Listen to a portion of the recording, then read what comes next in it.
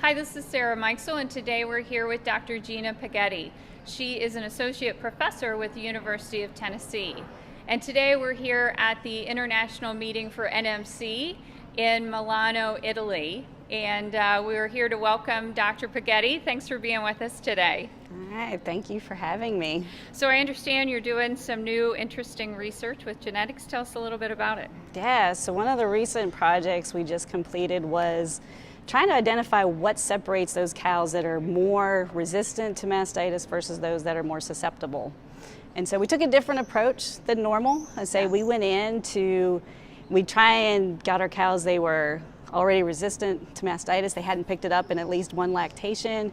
They similar production.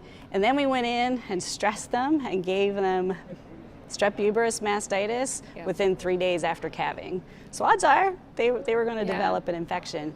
And they did, say all of them.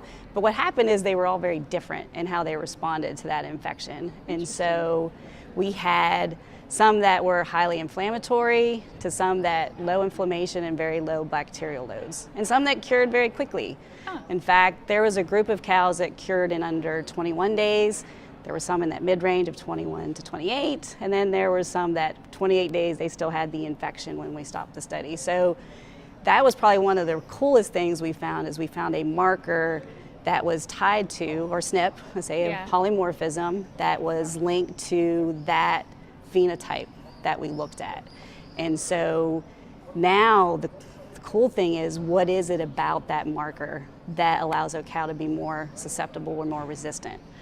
And so those are some of the things we can do, is one, not just have the marker to go out and select for those animals, but then also figure out what's different between them. Because if I can do that, then I can compensate for the weak spots through management or new therapies, prevention strategies, you name it.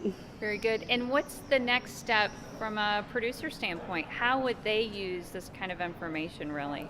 Well, it's probably going to be a few years. I say It's a process, right? It's a process. So that's part of whenever you're working with kind of the newer cutting edge, you need to do additional testing. And so this would, I would hope, go into a larger marker panel where we can also see how does that tie into milk production, fertility, traits as well, because we want that best balanced cow that we can get.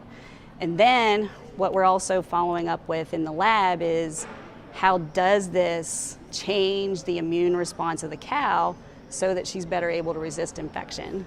Because if we find that key, that's where I think we have the opportunity to develop new therapies that are not antibiotic based to treat our animals.